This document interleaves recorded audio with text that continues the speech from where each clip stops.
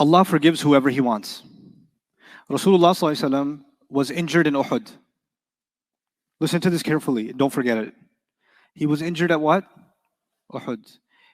He was injured in his face in 3 different places, and the arrow or the spears actually penetrated through the helmet into his jaw. Okay? Several of his teeth were gone, and he had to be patched up with mud so the bleeding would stop. When he fell to the ground, sallallahu alaihi wasallam, Umar bin al-Khattab thought he was dead. He was gone. And Umar bin al-Khattab lost it. He just sat on the battlefield. According to one narration, he just sat there. What's the point now? Rasul sallallahu alaihi wasallam comes back to consciousness. In one narration, he gets up to consciousness and says, كَيْفَ يَهْدِ اللَّهُ قَوْمًا. How can Allah guide a people that spill the blood of their messenger? Okay? How can Allah guide a people who spill the blood of His messenger? Allah immediately revealed ayat after Uhud. One of those ayat, listen carefully. لَيْسَ لَكَ مِنَ الْأَمْرِ شَيْءٌ. You have no authority whatsoever. Talking to the Prophet ﷺ. أَوْ يَتُوبَ عَلَيْهِمْ أَوْ يُعَذِّبَهُم. Whether He wants to accept their tawbah or He wants to punish them, فَإِنَّهُمْ ظَالِمُونَ. Then they are, in fact they have done great wrong. فَلِلَّهِ مَا فِي السَّمَاوَاتِ وَمَا فِي الْأَرْضِ. Allah owns whatever He has, whatever's in the skies, whatever's in the earth. يَغْفِرُ لِمَن يَشَاءُ. He forgives whoever He wants. يُعَذِّبُ مَن يَشَاءُ. He punishes whoever He wants.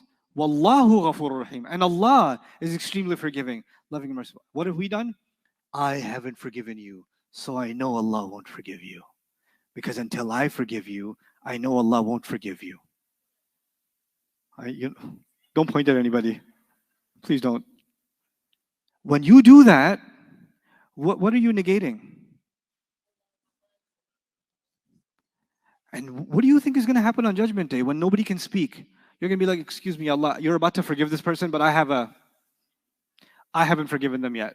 So can you let them at least 1 weekend in the barbecue before, because I have an issue. You think you're going to be concerned about raising an issue about somebody else?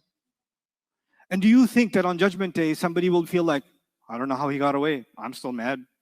How can they get away? And some people live in the anxiety that someone who has done them wrong might be forgiven on Judgment Day because they've changed. They have this anxiety. This person changed, but I didn't forgive them. So why is Allah? It's not fair. Allah's going to forgive them. They got away with it.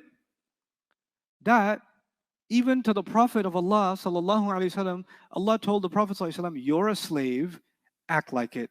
Be a slave. Forgiveness and punishment is not yours. It's whose? It's Allah's. Stop thinking you have a say in it for anyone else. Let it go, because that's part of being a what? Being a slave. Their matter is with who? فَأَمْرُهُ إِلَى اللَّهِ. His matter is with Allah. It's not your problem. Because you yourself and I myself are slaves of Allah, and so are they. If they've done wrong to me, firstly, if they've done wrong to me, they've first done wrong to Allah. Because Allah told them not to do wrong to me. So they haven't, before someone commits a crime against me, they've already committed a crime against Allah. And Allah is way more offended than I am. And Allah is way more just than I am. So instead of me thinking, I'm going to teach Allah how justice is going to work on Judgment Day, which, by the way, Allah asked this question in the Quran, قُلْ أَتُعَلِّمُونَ اللَّهَ بِدِينِكُمْ. Tell them, are you going to teach Allah your religion? You want to teach Allah how justice should work?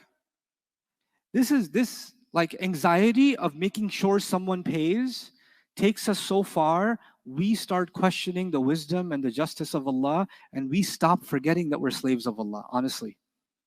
Honestly, it's scary to me.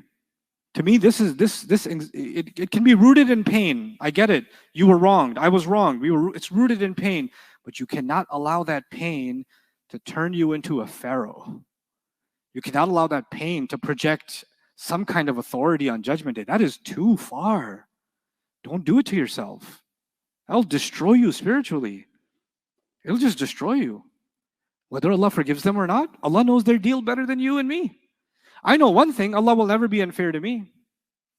Allah even said, يَشْفِي صُدُورَ قَوْمٍ مُؤْمِنِينَ. Allah will heal the hearts of a believing people. Is that enough for me to hear? Allah will heal the hearts? Yeah. You're like, I don't want my heart healed. I like this pain. And I enjoy this. No, some people do. They do. They're addicted to the pain. And they're like, I want to feel the sensation of getting revenge. I'm waiting for that high. I need it. Guess who needs to see someone else suffer? Who has that need? Who's the first one who needs to see someone suffer?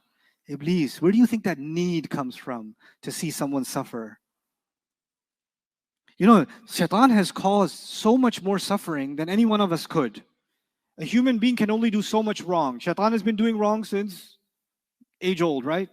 So my desire to see Shaitan suffer should be stronger than my desire to see anyone else suffer. But I never make dua, Ya Allah, throw him in Jahannam, do this to him. I just say, Ya Allah, protect me from his evil.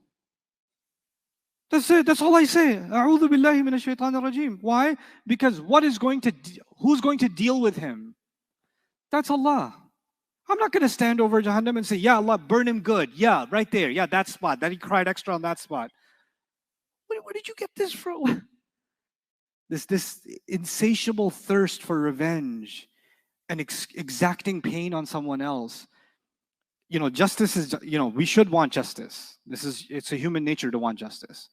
But you just have to rely on, first of all, if there's worldly means to seek justice, do it. And if there's no worldly means to seek justice, then amruhu ilallah. Allah is more just than I can ever be.